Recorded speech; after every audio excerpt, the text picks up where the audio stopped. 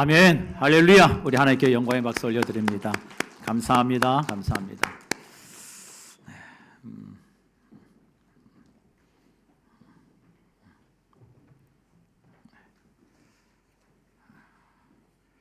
한번 기도하겠습니다. 사랑의 아버지 하나님, 모든 것이 주께로부터 와서 주께로 돌아가는 줄 믿습니다. 알파와 오메가가 되시는 아버지요, 처음부터 끝이 되시는 우리 하나님, 우리의 모든 삶의 모든 것을 주장하시고 결정하시며 잘 되기를 원하시는 것이 우리 아버지의 마음인 줄 믿습니다. 그 믿음을 가지고 그 하나님의 사랑 안에서 오늘도 예배하는 우리 모든 심령들 마음속에 저들이 심령이 진실로 주 안에 가난한 심령이 되게 하여 주시고, 진실로 하나님이 부하게 하시는 믿음의 백성들이 다 되어줄 수 있도록 하나님의 은총을 내려 주시옵소서. 하나님께 귀한 거 드립니다. 주여, 물질 없이 어떻게 살아갑니까? 우리가 세상 살아가면서 물질의 힘으로 살아가는 건 아니지만, 그러나 물질 없이 살아갈 수 없는 우리의 현실과 우리의 모습을 주님 아시오니 우리 성도들의 삶의 형편을 하나님 돌아봐 주시기를 원하고, 저들의 삶을 돌보아 주셔서 하나님 어렵고 힘든 인생이 아니라 정말 구질구질한 인생을 살아가는 저들이 아니라 하나님이 복 주시고 부하게 하시고 흥하게 하심으로 주의 영광을 드러내고 주의 이름에 복된 이름을 증거하는 일에 마음껏 쓰임받는 우리 성산의 모든 심령들이 될 수 있도록 하나님 복 내려 주시기를 원합니다. 이 물질이 정말 하나님이 기뻐하시는 일에 쓰이게 하여 주시옵소서. 그저 소비하는 물질이 되지 않게 하시고 생명을 살려내는 물질이 되게 하시고 하나님이 기뻐하시는 그 영광을 드러내는 오병이어의 기적이 일어나는 그런 물질이 되어지도록 하나님 은혜와 복을 주의 몸된 교회에 나타내 주시기를 원합니다. 주여, 오늘도 예배하고자 하지만 저들의 삶의 형편에 여러 가지 어려움으로 인하여 주 앞에 나오지 못하는 성도들을 하나님이 기억해 주시옵소서. 병상에 있는 우리 성도들을 기억해 주시고, 멀리 타지에 가 있는 우리 성도들을 기억해 주시고, 혹 외국에 나가 있는 성도가 있다면 하나님이 저들의 걸음을 붙들어 주시기를 원하고, 어디에 있든지 간에 그곳이 예배하는 자리가 되게 하여 주시고, 하나님의 음성을 듣고 주님과 동행하며 그 놀라운 구체적인 삶의 만지심을 경험하는 복된 은혜의 자리가 되어줄 수 있도록 하나님이 역사해 주시옵소서. 하나님 감사합니다.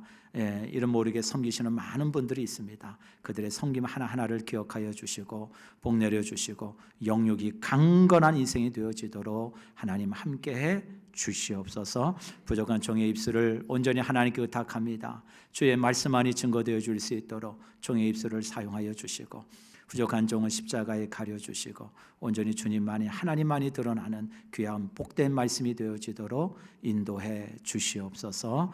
좀 모든 것 주께 의탁합니다. 이 모든 말씀 예수님의 이름으로 간절히 기도드립니다. 아멘. 아멘. 할렐루야. 아멘. 고맙습니다. 진짜 고맙습니다. 저도 이제 일본에 처음 가봤어요. 진짜 일본이란 나라는 처음 가봤는데, 일본에 가니까 진짜 신사가 많대요. 곳곳마다 신사가 얼마나 많은지.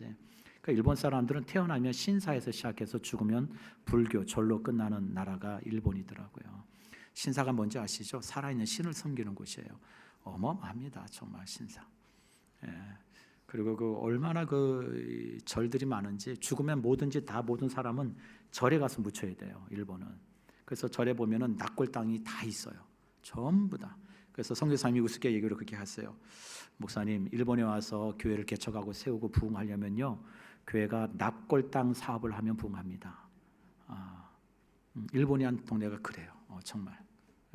다 이 절에 있는 납골 땅에 묻혀요. 거기서 몇 대가 다 거기 묻혀 있어요. 그 한 사람 묻힐 때마다 얼마다 500엔, 5천만 원이죠. 어마어마합니다. 그러니까 돈 없으면은 뭐 할 수도 없는 어떤 그런 걸 국가적으로 제도적으로 만들어 놓은 나라가 일본이에요. 그래서 참 복음이 전파되기가 참 어렵고, 일부 예배 때도 말씀드렸지만 일본 사람들은 이렇게 선을 그어서 이렇게 선을 딱 그어요. 그래서 절대 그 선을 넘지 않는, 그래서 남 눈치를 많이 보는, 남에게 불편이나 이런 것들 절대로 끼치려고 하지 않는 그런 게 일본에 갖고 있는 습성이고, 한국 사람은 선 넘는 걸 좋아하고, 어떠든지 선 그어놓으면 하여튼 넘는 걸 좋아하는 우리 한국 사람. 그게 어쩌면 한국 사람들 그게 정이죠, 정. 그렇죠? 우리는 정이잖아요, 사실 그게. 근데 일본 사람들은 아주 그걸 싫어요. 불쾌하게 여겨요. 그러니까 누구한테 가가지고 예수 믿으세요 이렇게 전하는 건 불쾌한 일이에요. 네가 왜 나한테 선을 그었는데 네가 와서 나한테 와서 예수를 믿으라고 하느냐. 이거 자체가 일본은 좀 받아들이기 어려운 그런 문화들이에요. 참 안타까운 분들 봤는데 다음 주 이끌린 예배 때 준비한 영상이랑 우리 또 보고를 통해서 좀 더 자세한 말씀을 좀 드리도록 하겠습니다. 그래도 그 땅 가운데 예배하는 자들이 있고 또 복음의 그 불모지에서 정말 고운 불타는 선교사님들이 많이 계시다라는 걸 여러분 꼭 기억해 주시고 우리 GMS 우리 총회 선교에서도 좀 많은 분들이 가서 지금 그곳에서 선교를 하고 계셔요. 잊지 마시고 우리가 열방을 위하여 하나님의 나라가 임하는 그 나라가 온전히 임할 때까지 우리 성산교회 성도들도 선교를 위해서 주의 나라를 위해서 기도해 주시고 섬겨 주시기를 주의 이름으로 간절히 부탁드립니다. 네. 오늘 설교를 질문으로 좀 시작하겠습니다. 여러분 오늘 예배 나오신 우리 성도 여러분 또 영상으로 예배하고 계시는 분들이 계실 텐데요. 여러분들의 가정은 안녕하신가요? 물었으면 대답이 좀 와야죠. 네. 여러분의 가정은 안녕하십니까? 네, 감사합니다. 안녕해야죠. 목회를 하다 보면서요, 부부 싸움 때문에 그게 원인이 돼가지고 교회를 떠난 분들도 보았어요. 참 뭐 어떻게 보면 참 사소한 문제일 수 있는데 그게 조금 이제 감정이 물론 그 전부터 쌓인 게 있었겠지만은 그 부부 싸움으로 인해서 결국 남편이 먼저 교회를 떠나고 나중에 또 아내가 교회를 떠나는 일도 보았어요. 그리고 무슨 연인인지 모르겠지만 부부가 교회에 와가지고 절대 같이 앉지 않고 남편은 저쪽, 아내는 저쪽 얘기 한마디도 안 하고 그렇게 예배를 드리는 분들도 봤어요. 여러분 가장 우리가 인생을 살아가면서 행복해야 돼요. 나를 보호해주고 나의 어떤 존재 가치를 인정받고 누군가에게는 정말로 냉대를 받을지라도 정말로 이 공동체 안에서만큼은 위로를 받고 싶고 힘이 되고 싶고 뭔가 좋은 것을 서로 나누고 싶은 그런 마음이 공유되는 곳이 있다면 그게 어딜까요? 가정이잖아요. 그렇죠? 가정이에요. 네. 여러분 그런데 그 가정이 정말 전쟁터 같은 삶을 살아가시는 분들이 있어요. 그래서 물어요. 인생에 있어서 가장 후회되는 결정이 뭡니까? 물어보면 결혼이요. 네. 정말 차라리 만나지 말았더라면 얼마나 좋았을까 그런 생각을 합니다. 여러분 결혼에 대한 조크가 있더라고요. 한번 들어보세요. 결혼을 하는 이유는 판단력이 흐려졌기 때문이다.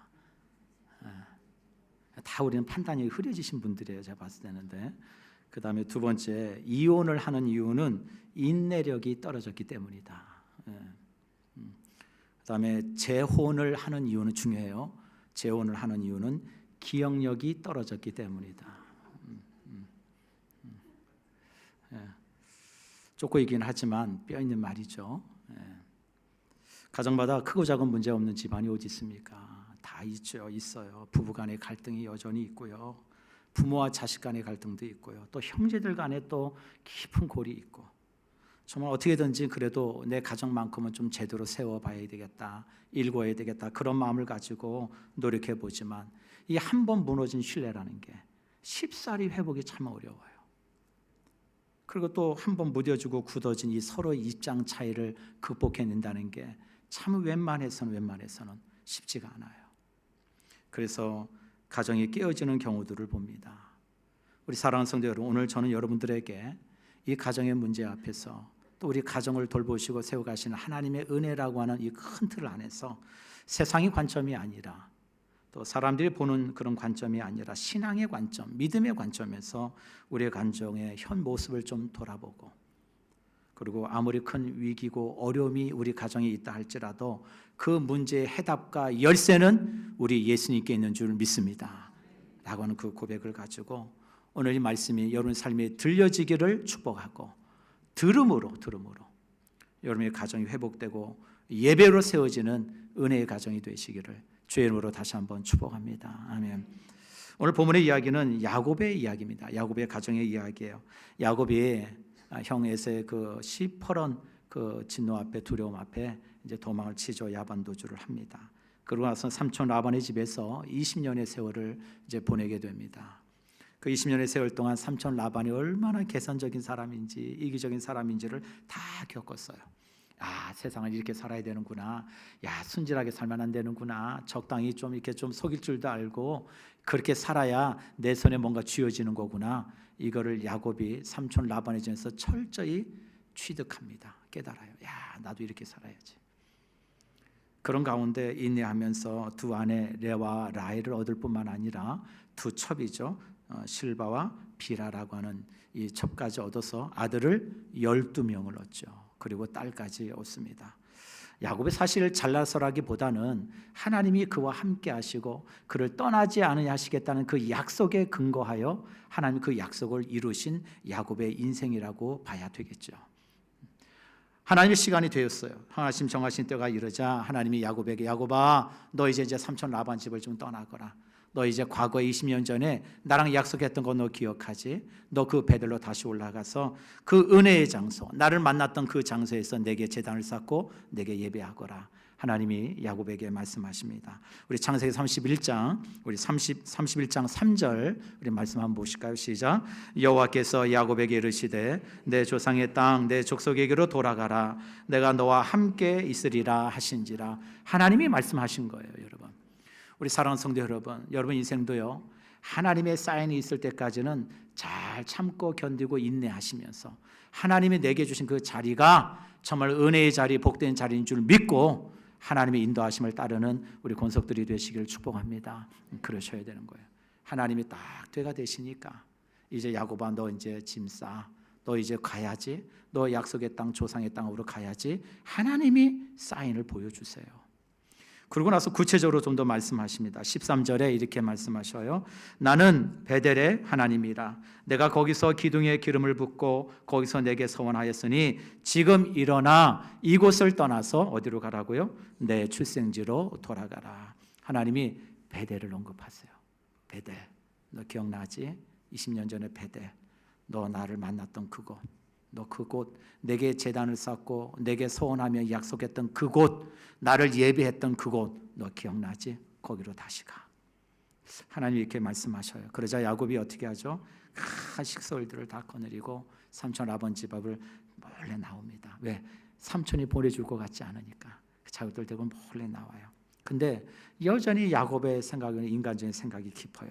자신의 깨와 상황을 붙들려고 하는 게 여전히 야곱 안에는 있어요. 그게 우리의 모습과 너무 닮지 않았나요? 하나님 말씀이 임해요. 그 말씀을 따라가야 된다는 거 너무 잘 알아요. 그렇게 하겠습니다라고 순종하지만 여전히 내 안에는 내 계산법이 다 있어요. 우리 안에는. 야곱은 그랬어요. 베델로 올라가다가 세겜이라는 곳에 딱 머물게 되는데 이곳이 너무 좋은 거예요. 세겜이. 그냥 이 목초지가 쫙 펼쳐져 있고 세련되고 도시가 발달하고 사람들도 많고 이곳 살면 뭔가 좀 가정이나 가족들이 너무 잘 될 것 같은 거예요. 그래서 그 세겜에 장막을 칩니다. 이 세겜이라는 뜻은 벼랑 끝이라고 하는 의미예요. 세겜이라는 뜻이 벼랑 끝. 여러분 이 말씀의 의미가 참 저는 의미가 있다고 봐요. 그냥 세겜이라는 동네가 벼랑 끝 그런 의미구나 라고 넘어갈 수 있을지 모르지만 야곱의 눈에 봤을 때는 세겜처럼 평안하고 행복해 보이고 모든 것이 잘 될 것 같은 그런 환경처럼 보였을지 모르지만 하나님의 눈에는 야곱은 뭐예요? 영적으로 벼랑 끝에 서 있는 인생이라고 암시하는 의미일 수도 있다는 생각이 들어요. 너는 여전히 너의 영적 생활의 영적 모습이 벼랑 끝에 있다는 것을 너 기억해라. 여러분 그런 가운데 야곱이 어떻게 결정을 하느냐? 우리 33장 18절 19절 한번 읽어볼까요? 시작. 야곱이 밧다라남에서부터 평안히 가나안 땅 세겜 성읍에 이르러 그 성읍 앞에 장막을 치고 그가 장막을 친 밭을 세겜의 아버지 하몰의 아들들의 손에서 베크시타에 샀으며. 여러분 장막을 쳤다는 건 텐트를 쳤다는 거예요. 여러분 텐트를 쳤다는 얘기는 뭐예요? 거기 살겠다는 얘기가 아니죠. 언제든지 뭐예요? 텐트를 거두고 떠날 준비를 하겠다는 거예요. 그런데 땅을 샀다는 건 좀 다른 의미예요. 그렇죠? 떠날 사람이 굳이 그 땅을 살 이유가 뭐가 있어요? 땅을 샀다는 얘기는 뭘 얘기해요? 거기 살겠다는 거예요. 여러분 그리고 나서요. 야곱이 어떻게 고백하느냐? 20절에 이렇게 고백합니다. 우리 한번 읽어볼까요? 시작. 거기서 제단을 쌓고 그 이름을 엘헬로헤 이스라엘이라 불렀더라. 한마디로 이런 얘기예요. 하나님 감사합니다. 역시 하나님은 나의 하나님이 되십니다. 엘로헤, 나의 하나님, 나의 하나님. 하나님은 이스라엘의 하나님이 되십니다. 왜요? 야곱의 이름이 뭐예요? 이스라엘이잖아요. 나의 하나님이 되십니다. 정말 하나님은 신실하십니다. 이처럼 어쩜 이렇게 좋은 땅을 허락해 주시고 이처럼 좋은 곳을 허락해 주셔서 안전하게 여기까지 우리 자손들이, 자녀들이 여기까지 올 수 있도록 하나님이 인도해 주셨습니다. 하나님 감사합니다. 엘로헤 이스라엘. 얼마나 멋져요. 그렇죠? 얼마나 멋집니까? 그런데 여러분, 야곱이 한 가지 놓치고 있는 게 하나 있어요. 야곱이 있어야 될 곳은 세겜이 아니라 어디죠? 베델이에요. 우리 사랑하는 성도 여러분, 우리가 하나님 앞에서 멋들어지게 믿음의 고백을 한다 할지라도, 정말 하나님은 나의 하나님이 되십니다라고 고백할지라도 우리의 신앙의 자리가 하나님이 원하시는 자리가 아닐 수 있다는 사실을 우리는 기억해야 돼요. 내 조건에 맞고 내가 생각하는 기대에 맞다고 해서 그것이 다 하나님이 원하시는 자리냐? 그렇지 않을 수 있다는 거예요. 야곱은 베들로 가야 되는데 지금 세겜의 땅을 사고 그곳에 거주한 지가 무려 10년의 세월을 보냅니다. 한두 달이 아니에요. 10여 년의 세월을 그 세겜에서 거주합니다. 자식이 잘 돼요. 여기 오니까 막 목축들도 너무 잘 돼요. 부해집니다. 세겜 사람들에게 야곱 부자지, 부자야. 이제 힘께는 써. 더 바랄 것도 부러워할 것도 없는 모든 것이 그냥 형통하게 물흐르듯이 잘 흘러가는 것처럼 보여집니다. 그런데 어느 날 이 야곱의 집을 송두리째 뽑을 수 있는 큰 사건이 하나 터집니다. 풍파가 불어와요. 야곱에 있어서 딸이 하나 있었는데 그 딸의 이름은 디나입니다. 디나가 그 세겜의 동네에 여기 사는 아가씨들은 어떻게 하고 다니지? 귀걸이는 뭘 할까? 머리는 어떻게 볶고 다니지? 옷은 뭘 입고 다닐까? 여러분, 딸 디나가 그 세겜의 세상 사람들은 어떻게 사는지가 너무 궁금했어요. 그래서 그 세겜 시내에 나가서 그만 그것을 보고 즐기려 하다가 어떤 일을 당해요? 그 세겜의 추장이라고 하는 아들에게 못쓸 짓을 당합니다. 강간을 당해요. 기가 막힌 일이죠. 여러분, 마치 이 일이요 창세기 6장에 나오는 사건과 너무 비슷하지 않아요? 하나님의 아들들이 사람의 딸들을 보고 그 아름다움을 보고 자신들의 좋을 대로 아내를 취하여 결혼하였더라. 결국 그래서 나타난 일이 어떤 일이에요? 하나님이 그들을 버리시고 그들이 영원한 육체가 되게 하심으로 하나님이 그를 뭘로 심판하셔요? 물로 심판하시는 계기가 되어져요. 어쩌면 이 일이 아무것도 아닌 것처럼 보일지 몰라도 하나님의 또 다른 진노와 심판을 예견하는 사건이 된다는 거죠. 내 눈에 보기를 좋을 대로. 그런 가운데 이 일을 어떻게 처리해야 될지 집안에 큰 문제가 생겼습니다. 아마도 모르긴 몰라도 아버지 야곱은 그냥 이걸 대수롭게 여기지 않았던 것 같아요. 그럴 수도 있는 거지 뭐.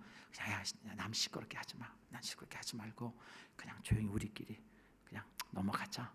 아니야 다를까 이 추장 세겜이 와서 제가 책임지겠습니다. 제가 그냥 눈에 멀어서 어떻게 마음이 좀 앞서서 했는데 그 딸을 제게 주시면 제가 책임지겠습니다. 그렇게 나오니까 이 아들들이, 이 오빠들이 난리가 났어요. 어떻게 할례 받지 않은 자들에게 우리 딸을 줄 수 있느냐? 그럴 수 없다. 그런 가운데 합의를 본 것이 뭐예요? 너희들이 우리와 같이 할례를 행하면 우리 딸 여동생을 너에게 주겠다. 그러자 세겜에 있는 모든 사람들이 어떻게 해요? 할례를 다 합니다. 그러고 나서 3일째 되는 날 정말 고통스러울 때 이 야곱의 두 아들 시몬과 레위가 칼을 가지고 와서 무방비 상태에 있는 남자들을, 아무런 저항할 능력이 없는 그 남자들을 칼로 그냥 잔혹하게 보복을 해버려요. 여러분, 그 일을 나중에 야곱이 알고 이렇게 이야기합니다. 창세기 34장 30절입니다. 야곱이 시몬과 레위에게 이르되 너희가 내게 화를 끼쳐 나를 하여금 이 땅의 주민 곧 가나안 족속과 브리스 족속에게 악취를 내게 하였도다. 나는 수가 적은즉 그들이 모여 나를 치고 나를 죽이리니 그러면 나와 내 집이 멸하리라. 무슨 얘기예요? 두 아들을 불러놓고 훈계하는 거예요. 책망합니다. 어찌하여 쓸데없는 짓을 해서 우리 집이 하루아침에 망하도록 너희를 그렇게 만들었니? 어떻게 할 거야? 왜 잘나가는 집안에 풍지박살 만들어?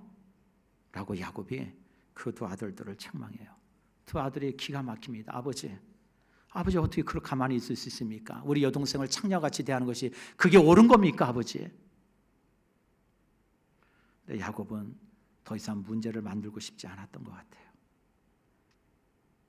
니들이 가만히만 있었어도 이건 조용히 넘어갈 수 있었어. 왜 쓸데없이 일을 만들어? 이제 물은 엎질러졌어요. 어떻게 할 수 없어요. 야곱 앞에 큰 위기가 닥쳐옵니다. 주변에 이 세겜 족속에 있는 가나안 족속, 브리스 족속이 연합해서 야곱 집안을 치러 오겠다 그러면 속수무책이에요. 하루아침에 집안은 다 망하게 생겼어요. 여러분, 이런 위기가 여러분 앞에 놓였다고 한다면 여러분은 어떤 결정을 하시겠습니까? 생각지 않은 위기가 찾아와요. 사소한 일인 줄 알았는데 이것이 크게 확장이 되어서 도저히 감당할 수 없는 문제가 되어버렸어요. 이런 어려움 앞에서 여러분 어떤 결정을 하시겠습니까? 그때 야곱에게 하나님의 음성이 들려옵니다. 우리 창세기 35장 1절 한번 읽어보실까요? 시작. 하나님이 야곱에게 이르시되 일어나 베델로 올라가서 거기 거주하며 내가 내 형 에서의 낯을 피하여 도망하던 때 내게 나타났던 하나님께 거기서 제단을 쌓으라 하신지라. 이 말씀은 이미 10여 년 전에 하나님이 야곱에게 이미 말씀하셨던 이야기예요. 근데 그때는 하나님의 말씀이 내게 주신 말씀으로 들리지 않았어요. 근데 그가 위기가 찾아오고 어려움이 찾아오니까 드디어 비로소 하나님의 말씀이 내게 주신 말씀으로 들려져요. 참 우리의 연약함이 거기 있는 것 같아요. 저도 목회자지만 저도 참 평탄할 때는 하나님 말씀 듣는 일에 참 게을리해요. 근데 내 인생에도 불현듯 찾아오는 어려움과 위기 앞에 되면 저도 모르게 아버지 하나님 말씀을 들려주세요. 저도 하나님 앞에 엎드리고 그 위기가 나와야 내 삶에 일어나야 그때서야 비로소 이게 하나님이 내게 주신 말씀이었구나 라고 깨닫는 연약함이 제게도 있더라고요. 우리에게도 이러지 않습니까? 평탄할 때는 하나님의 말씀이 내게 늘 주시는 말씀이라고 내게 들려지지만 내게 주신 말씀이라고 받지 않아요. 우리 사랑하는 성도 여러분, 지금도 하나님의 말씀은 우리에게 지금도 말씀하고 계시고 그 말씀 우리 각자에게 레마의 말씀으로 하나님이 임하시는 줄 믿습니다. 그래서 그 말씀이 우리의 삶의 동인이 되어야 돼요. 우리 그리스도인들은 하나님의 말씀이 들려줘야 사는 겁니다. 하나님께서 야곱에게 나타나셔서 해답을 주시고 길을 열어주세요. 야곱아, 너 과거에 내가 너와 함께했던 그 은혜를 왜 잊었니? 너 이제 다시 일어나 내게 제단을 쌓는 삶을 살아가거라. 그 얘기는 즉 예배하는 자가 되라고 말씀하고 계셔요. 야곱의 집안이 일어난 어려운 어떤 환경과 이런 어려운 위기는 겉으로 보기에는요, 세겜의 딸을 시집 보내면 되는 일이라고 여기고 힘 있는 족장의 사돈관계를 맺고 어쩌면 그 일이 더 좋은 일이 될 것이라고 생각하는 그런 계기라고 인간적인 생각으로 판단했을지 몰라요. 그런데 하나님은 그게 아니라는 것을 큰 위기와 사건을 통해서 깨닫게 하시는 거죠. 그렇지 않아. 이 모든 일이 정말로 일어나게 된 가장 근본적인 원인은 어디 있느냐? 야곱이 하나님과의 관계를 무시하고 깨트리며 살아왔기 때문이에요. 야곱이 하나님을 찾지 않은 인생이요, 그냥 한두 달이 아니에요. 10여 년의 세월을 흐릅니다. 한번 야곱의 인생을 돌아봅니다. 창세기 32장을 보면 하나님께서 야곱에게 내 자손들을 데리고 베델로 올라가라 할 때 여러분 베델로 올라갑니다. 그 올라갈 때 그 간절함 가지고 자식들을 데리고 하나님이 많은 부를 주신 걸 가지고 그가 베델로 올라갈 때 큰 위기가 하나 들립니다. 형 에서가 자기를 치러 온다는 거예요. 야, 이거 큰일 났다. 어떻게 알았지? 어떻게 형이 내가 다시 이 베델로 올라가고 아버지의 땅, 조상의 땅으로 간다는 얘기를 어떻게 들고 형이 군대를 이끌고 기렙에 길러온 사람들을 이끌고 나를 치러 온다는 얘기 들 때 야곱은 두려웠어요. 아직도 그 과거의 형과의 그 깊은 감정의 골이 해결되지 않았기 때문에 형이 어떻게 나올지 두려웠어요. 여러분, 그때 야곱이 한 게 뭐예요? 야복 강가에 가서 뭐 했죠? 천사와 씨름해요. 하나님, 내 인생의 모든 결정은 하나님께 있습니다. 하나님이 내 인생에 은혜를 주시지 않으시면 저는 아무것도 할 수 없습니다. 결단코 주님을 놓을 수 없습니다. 밤새도록 씨름해요. 그게 야곱의 모습이었어요. 그래서 하나님이 어떻게 해주시죠? 줘주세요. 그리고 야곱의 이름을 이스라엘이라고 부르십니다. 그런 야곱이었어요. 그리고 형을 만났을 때 형의 얼굴을 보니 하나님의 얼굴을 보는 것 같습니다. 모든 것이 은혜입니다, 형님. 모든 것이 은혜입니다, 형님. 이렇게 형을 본 것도 은혜입니다. 그렇게 고백했던 것이 야곱인데 창세기 33장, 34장 보면 야곱은 한 번도 하나님을 찾지 않아요. 물론 세겜에 도착해서 그 땅 가운데 제단을 쌓고 엘헬로의 이스라엘이라고 불렀던 것은 있지만 10여 년 세월 동안 야곱은 한 번도 하나님을 찾지 않고 부르지도 않습니다. 그뿐 아니에요. 10여 년의 세월 동안 그 가정의 정체성이 바뀌어버려요. 야곱은 하나님이 아닌 다른 신들을 섬기는 것을 적당히 눈감아 버리고 맙니다. 우리 창세기 35장 우리 2절 한번 읽겠습니다. 시작.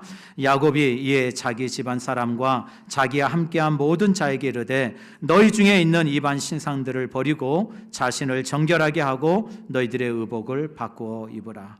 야곱이 이에 자기 집안 사람과 자기와 함께한 모든 자에게 이르되 너희 중에 뭘 버리라고요? 이방 신상을 버리래요. 여러분 무슨 얘기예요? 입술로는 하나님, 나의 하나님이라고 불렀지만 실제적인 삶은 그렇지 않았다는 거예요. 야곱의 처자식들이 전부 우상을 섬기고 있더라는 거예요. 양다리 신앙을 살아가는 거죠. 사랑하는 성도 여러분, 오늘도 저와 여러분이 예배 자리에 나오셔서 나의 하나님 부르고 있지만 실제적인 내 삶은, 우리의 삶은 양다리 거치는 삶을 살아가고 있지는 않습니까? 가난한 사람들처럼 옷 입고 가난한 사람들처럼 우상과 부적을 몸에 지니고 다니고 가난한 사람들이 사용하는 그 언어를 사용하고 가난한 사람들이 섬기는 그 신들을 섬기는 일에 아무런 꺼리낌이 없고 그러면서 하나님 하고 있지는 않냐는 거죠. 그 원인이 어디 있어요? 이유가 어디 있어요? 있어야 돼서는 안 되는 세겜에 있었기 때문에 그래요. 우리 사랑하는 성도 여러분, 여러분의 가정은 어디에 머물고 계십니까? 세겜입니까? 아니면 베델입니까?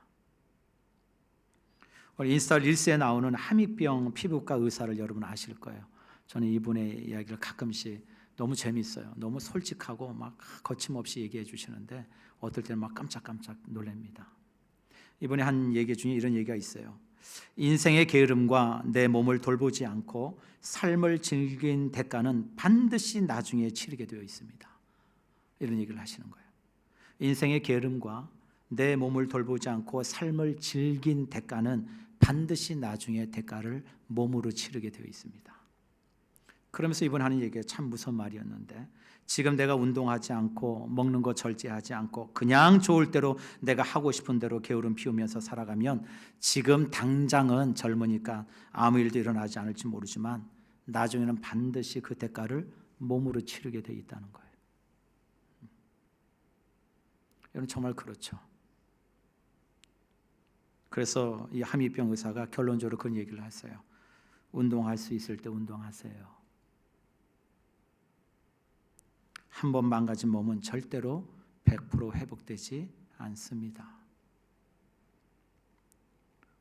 우리 사랑하는 성산의 가족 여러분, 여러분의 신앙은 건강하신가요? 그리스도인은요, 하나님을 내 인생의 최고의 가치라고 믿고 하나님의 주신 말씀과 인도하심을 믿고 신뢰하며 살아가기로 결정한 사람들이에요. 그럼 우리가 하나님을 믿고 따라 살아간다는 것은 마치 기차가 레일을 떠나서 도로를 달리겠다는 것과 똑같은 거예요.